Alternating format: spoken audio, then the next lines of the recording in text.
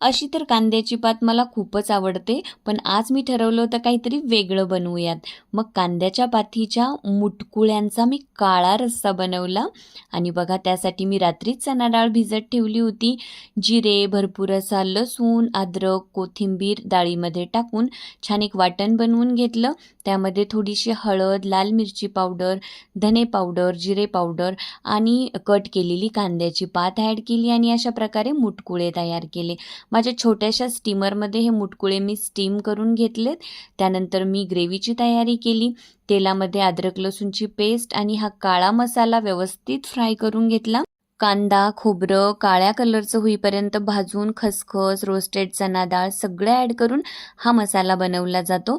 त्यानंतर काही पावडर्ड मसाले मी ह्यामध्ये ॲड केले, मुटकुळे ॲड केले, भरपूर अशी कोथिंबीर, मीठ आणि पाणी ॲडजस्ट केलं आणि रेडी आहे आजची भन्नाट रेसिपी.